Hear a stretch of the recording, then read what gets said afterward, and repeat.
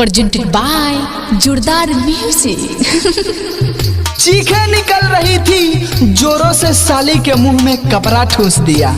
अरे चीखें निकल रही थी जोरों से, साली के मुंह में कपड़ा ठूस दिया। वो 2.5 घंटे मरवाने के बाद कहती है, आज तुमने मुझे खुश कर दिया। मैं उसके ऊपर रात भर, वो मेरे नीचे थी। अरे मैं उसके ऊपर रात भर, वो मेरे नीचे थी। मैंने उसकी खूब मारी, वो मेरे हथौड़े के पीछे थी। दोस्तों, 2 बोल के प्यार के, बड़ा पैंटी उतार के। अरे 2 बोल के प्यार के, बड़ा पैंटी उतार के। मैंने खूब चाटी उसकी माखन मलाई मार के। दोस्तों, क्या खूब फरमाया है गांडूचार्य ने, सपने को सपने में ही ठोका तो स्वप्न दोष हो गया। अरे दोस्तों, सपना की भी बच गई और संतोष भी हो गया।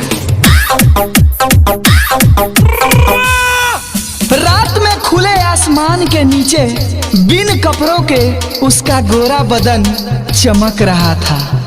मुझे पहाड़ पे चढ़ने की जल्दी थी, इसलिए मैं गुफा में उसके धीरे धीरे कदम रख रहा था। जैसे भरे हुए गिलास हो आम के जूस के। अरे जैसे भरे हुए गिलास हो आम के जूस के, मजे आ गए मुझे होठ उसके चूस के। सुन बे साली, मार मार के मैं तेरे पूरी सुझा दूंगा। तुझे तेरे पति से भी तुझे दुगना मजा दूंगा। खुश रहती है वो जब मेरे हथौड़े के पास रहती है। अरे खुश रहती है वो जब मेरे हथौड़े के पास रहती है। मरवाने से पहले कहती है, समान मेरी उदास रहती है। उसकी जन्नत की पानी भी बड़ा मीठा था। अरे उसकी जन्नत की पानी भी बड़ा मीठा था। मुझे प्यास जब जब लगती थी, मैं वही पीता था। कपड़े तो उतार दिए वो, मगर फिर भी वही कतरा रही थी। अरे कपड़े तो उतार दिए, मगर फिर भी वही कतरा रही थी।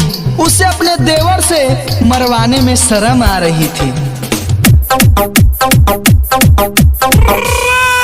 भाभी के थे छोटे छोटे, मैंने दबा दबा के मोटे किए हैं। अरे भाभी के थे छोटे छोटे, मैंने दबा दबा के मोटे किए हैं। पानी गिरता था दिन रात भाभी की जन्नत से, मैंने भर भर के लोटे पिए हैं।